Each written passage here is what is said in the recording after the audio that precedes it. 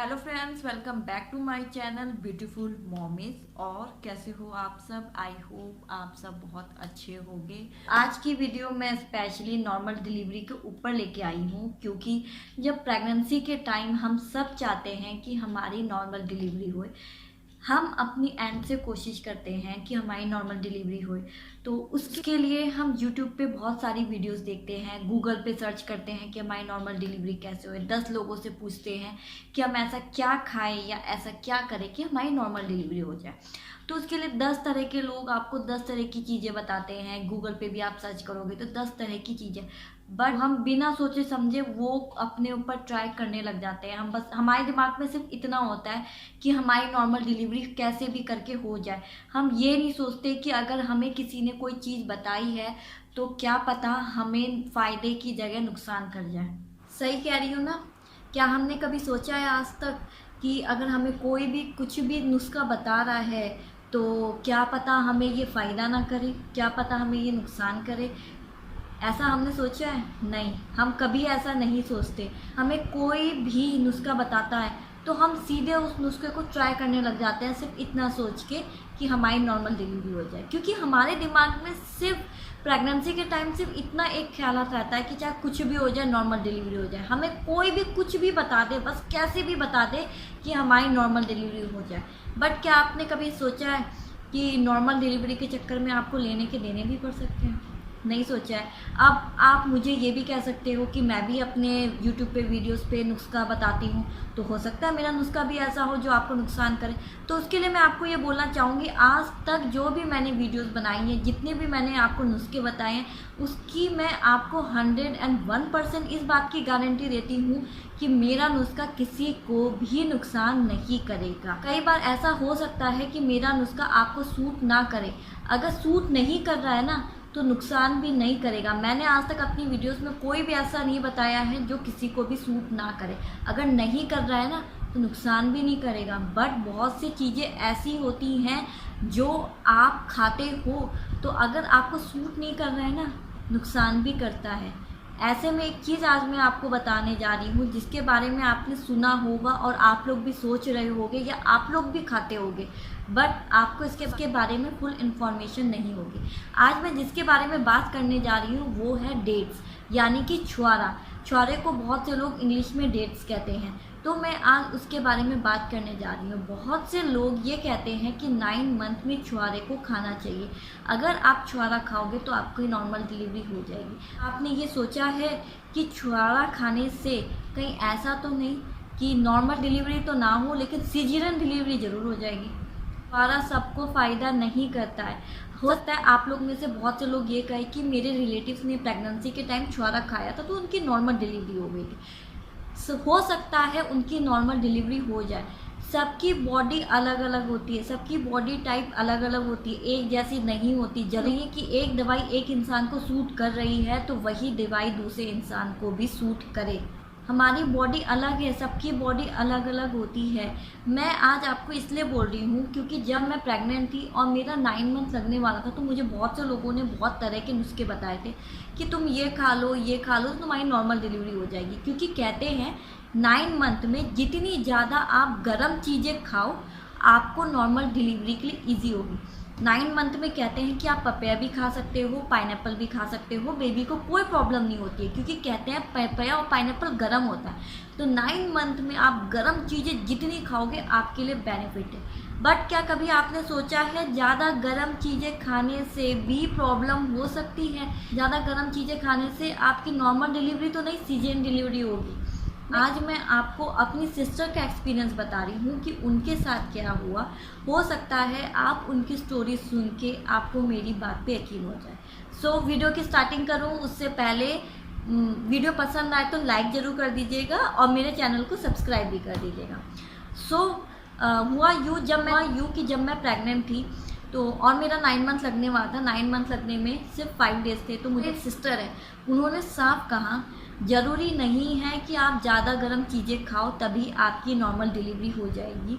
उन्होंने अपने 9 मंथ में बहुत सारी गर्म चीज़ें खाई, लेकिन सबसे ज़्यादा उन्होंने क्या खाया? छुआरा, यानी कि डेट्स। कहते हैं छुहारे को मिल्क में बॉयल कर लीजिए, फिर उस मिल्क को पी लीजिए और छुहारे को भी खा लीजिए। एक दिन में कहते हैं 2 छुहारा खाना चाहिए।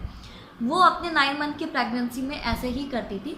छुहारे को मिल्क में बॉयल किया, दूध पी लिया और वो छुहारा खा लिया। एटलीस्ट 2 छुहारे रोज़ खाती थी। लेकिन 10 डेज़ बाद क्या हुआ, उनका 9 मंथ कंप्लीट भी नहीं हुआ था, लेकिन 10 डेज़ बाद क्या हुआ, उनको ब्लीडिंग स्टार्ट हो गई। जैसे ही उनको ब्लीडिंग स्टार्ट हुई, वो सीधे डॉक्टर के पास गई। डॉक्टर ने उन्हें एडमिट कर लिया और साफ बोला कि आपकी ब्लीडिंग हो रही है क्योंकि आपने गर्म चीज़ें बहुत ज़्यादा खा ली। गर्म चीज़ों ज़्यादा खाने की वजह से भी कई बार ब्लीडिंग हो जाती है।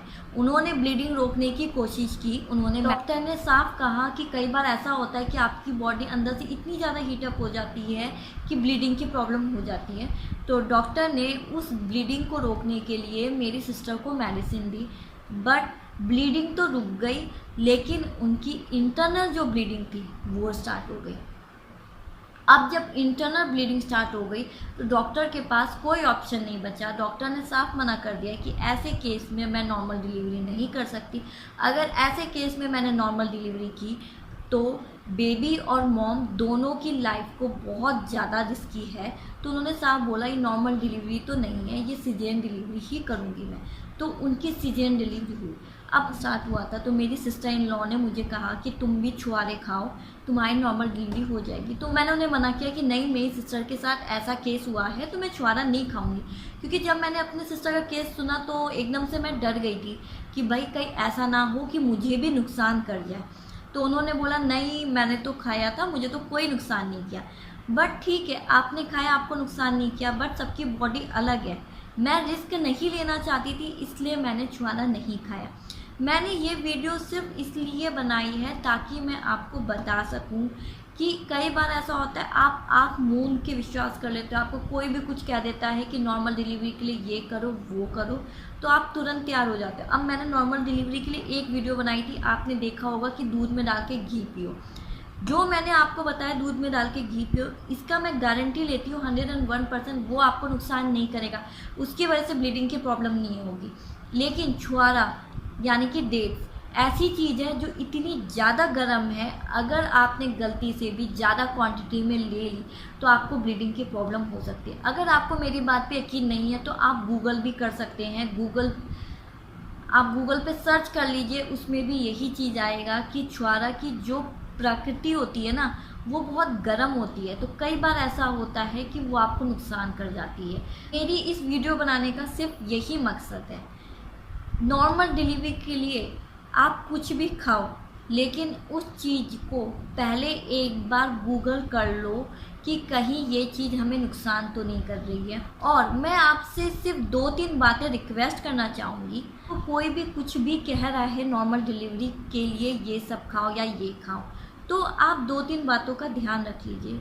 आपको कोई भी कुछ बताता है तो उस चीज़ से रिलेटेड एक बार आप गूगल कर लीजिए और उसकी प्रकृति मतलब उसका टाइप देख लीजिए, उसका नेचर देख लीजिए कि उसका नेचर ठंडा है कि गर्म है, ठीक है।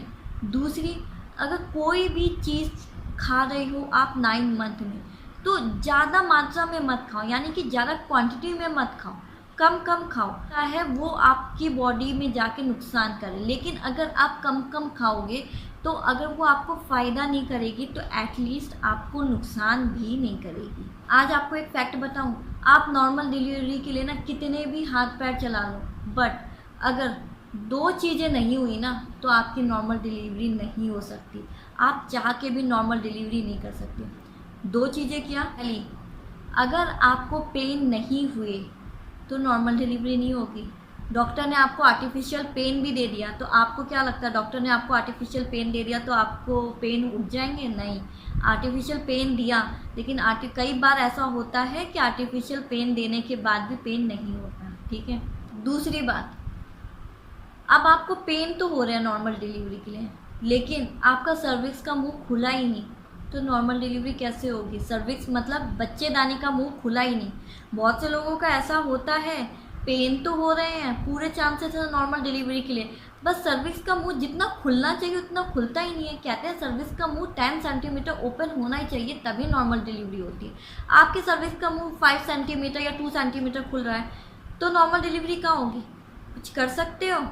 नहीं कर सकते ना।